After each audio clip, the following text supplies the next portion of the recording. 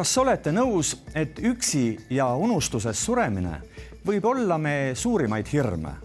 Selline, mida valju häälega välja öelda ei taha. Aga nii võib minna.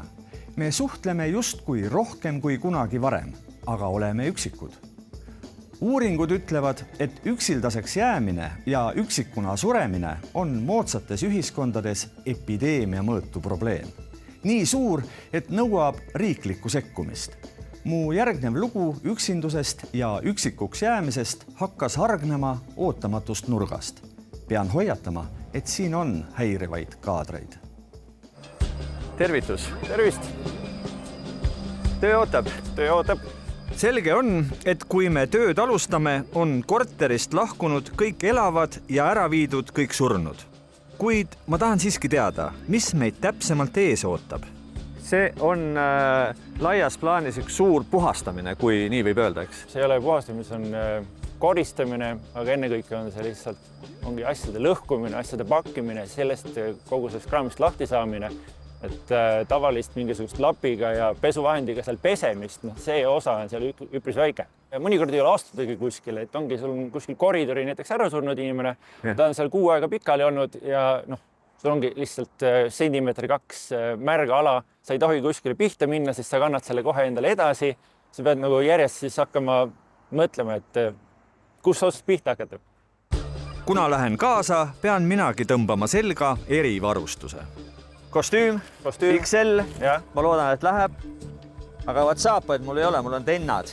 No siis ära astu kuskile sisse. See on ju okei või? No sobib hästi. Nii, ja nüüd siis see mask meil, jah? Ja. Ja siin on prillid siis veel. Nii.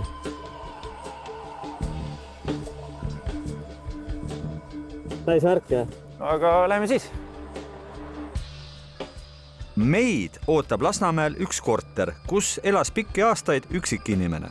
Seda, et ta siit ilmast lahkus, märgati alles paar nädalat pärast tema surma. Ehkki me oleme ennast vaimselt ees ootavaks ette valmistanud, tabab kerge šokk meid koha peal ikka. Oho.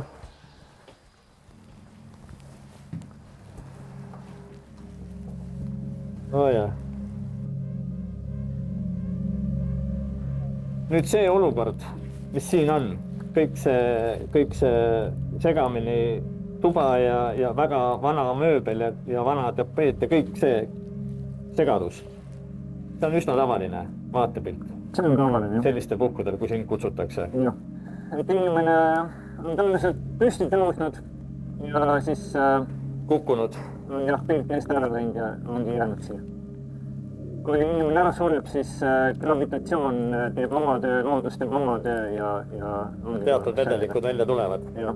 Kui me vaatame, et diivan on puhtaks jäänud, siis me peame diivani liigutama ära teise nurka ja siis koguma kokku siit kogu lahkise prügi, kraapima selle vere kokku nõu sisse kuskile ja siis lõpuks põranda sisse augu. Tavapäraselt on muidugi päästeametnikud need, kes esimesena kurja kuulutavalt vängelt lehkavasse korterisse peavad vaatama. Päästemeeskonna tegevus on sellistel kaasustel võrdlemisi selge, et oleks vaja alustuseks aru saada, millisest eluruumist see lõhn tuleb ja rajada siis ligipääs meie partnerasutusele. Me lahendame selliseid kaasuseid koostöös kiirabiga ja koostöös politseiga. Kui sageli nüüd politseil tuleb käia väljas just selliste väljakutsete peale, et keegi üksik inimene ei anna enam endast märku, minge kontrollige, vaadake. Neid juhtumeid on meil oma jagu. Milleks te tavaliselt valmis olete sellistel puhkudel? Seal võib oodata ees absoluutselt kõike, alustades abivajavast isikust, samuti ka võib olla ka surnud inimene. Et seal ees võib olla laip, mis on koha peal olnud nädal aega. No iga juhtum on omapärane, et on surnud inimesed, kes on olnud 6 aega seal korteris ja on olnud ka need, kes on paar päeva tagasi surnud. Ma vaatan inimesel on nohu all või need ühekordsed taskurättide pakke Niiviisi kellegi viimases elupaigas askeldades trummeldavad peas aina jõulisemalt rängad küsimused.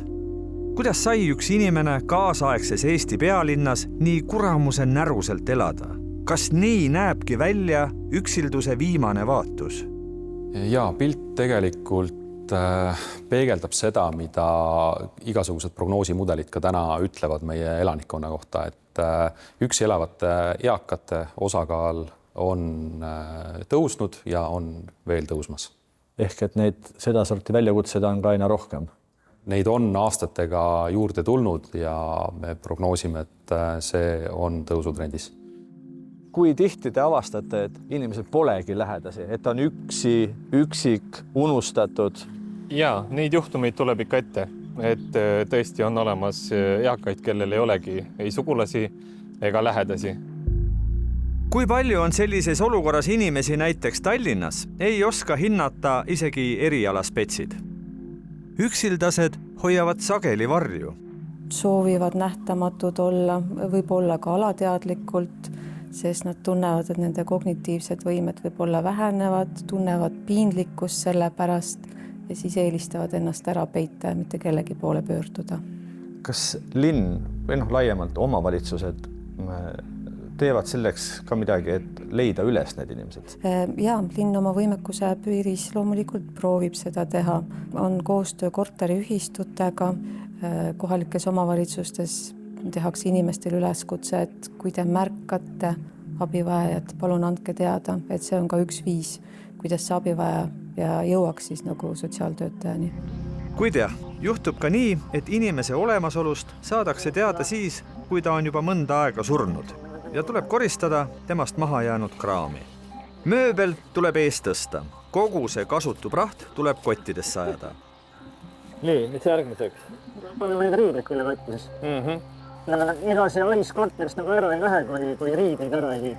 Mingis mõttes need riided räägivad ka, eks ole, mis inimene ja mis ta tegi, aga... Sama teed läheb ka roiskunud toidukraam, mida võib leida näiteks riiete hunnikute vahelt. Mina vist veel veidi kärakat või? Vaatame, mis ta see... pool pudelit viina on jäänud. Kuidas üksildusest on saanud üleilmne tervisekriis, mis aina jõulisemalt inimesi maha murrab? Tallinna Ülikooli Eesti demograafia keskuse teadur Tiina Tambaum on eakate üksildust ja üksilduse teemat laiemalt põhjalikult uurinud. Meie selline individualistlik elustiil, globaliseerumine, see kõik toob kaasa selle, et meie seas on järjest rohkem inimesi, kes elavad üksi. See veel ei tähenda, et nad on üksildased, aga see on üks komponent, mis võib selleni viia. Et seda defineeritakse läbi selle, et inimene tunneb puudust seltsist, siis et ta võib ennast tunda kõrvale jäetuna ja kolmas siis eraldatuna teistest inimestest ehk see füüsiline üksi olemine. Ja need 3 komponenti koos võivad siis moodustada selle väga halva tunde, mida me nimetame üksilduseks. Sotsiaalkindlustusameti nõunikul Kristel Tittmanil tuleb ohvriabi või kriisiabi telefonidele helistavate üksikute ja üksildaste inimestega sageli pikki vestluseid pidada. Meil on selliseid püsihelistajaid, kes võib-olla on juba aastaid helistanud ja kellel on mureks, et nad tahavad lihtsalt rääkida, et neil ei ole mitte kellegiga rääkida. Et need on just sellised vanemas eas inimesed.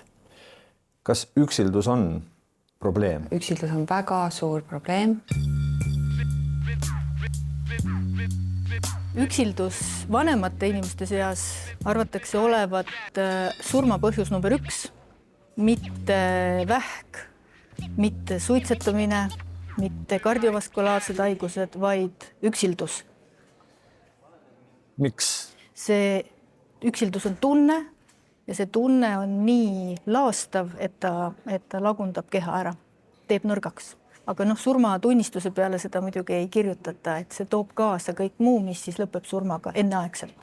Mõel. Ma ei tea, mida kirjutati konkreetselt selle korteri elaniku surmatunnistusele. Kas oli ta pikalt tõbine või tabas teda miski ränk haigushoog? Sa võid üritada seda verd kätte saada. Jaa.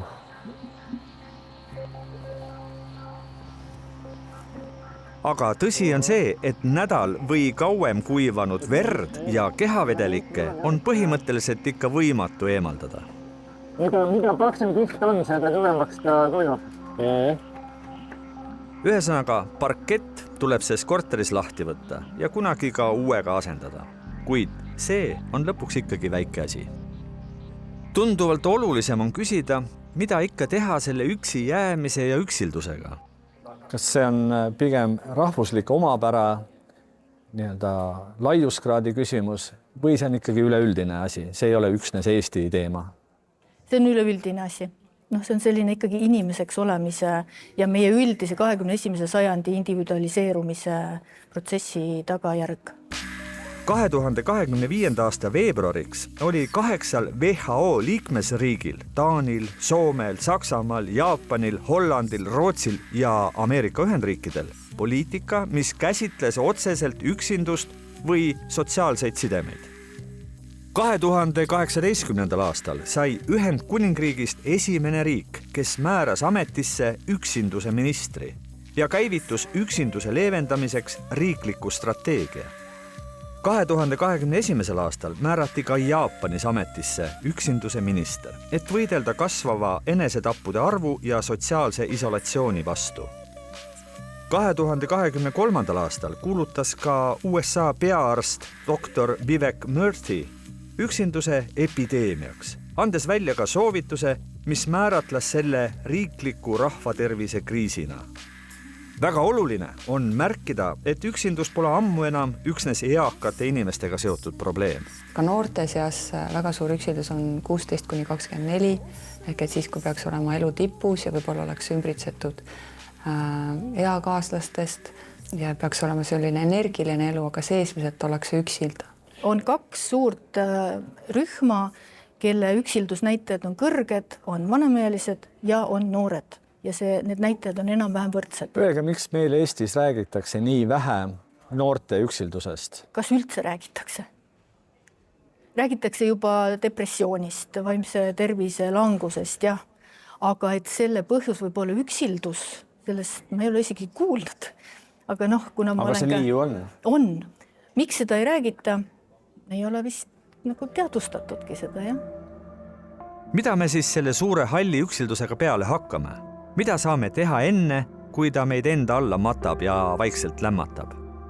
Enne, kui sa seda üksildust või kõrvalejäetust ei tunne, on tõesti inimese enda ikkagi kohustus oma sotsiaalseid suhteid kas siis tekitada või hoida. Ja see on raske töö. Tegelikult on olemas igal pool maakondades mingid huviringid, kuhu saab liituda. Tallinna linnas on sellised väärikate huvikoolid, kuhu saab minna loenguid kuulama, leida üles tänulikkus oma elus, mis aitab omakorda tulla välja nendest negatiivsetest mõtetest ja mitte uskuda neid mõtteid, mis räägivad seda lugu, et ma olen üksinda. Maru lihtne on mõelda, ma ei lähe sinna külla, kuigi kutsuti või veel lihtsam on mõelda, et ma ei helista talle, mis ma teda segan. Helista ikka ja hoia neid kontakte, just neid sisukaid ja sügavaid jutte. Sest kui see üksildus peale tuleb, siis see on nagu sohu vajumine, et sa iseennast ikkagi väga hästi aidata ei saa.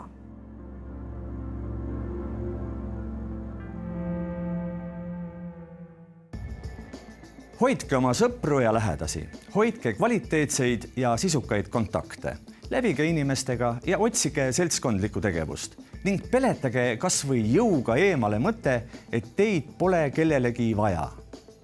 Võib-olla siis on lootust, et üksildus ja üksindus ei tule niipea lämmatama. Kindel ei saa muidugi olla.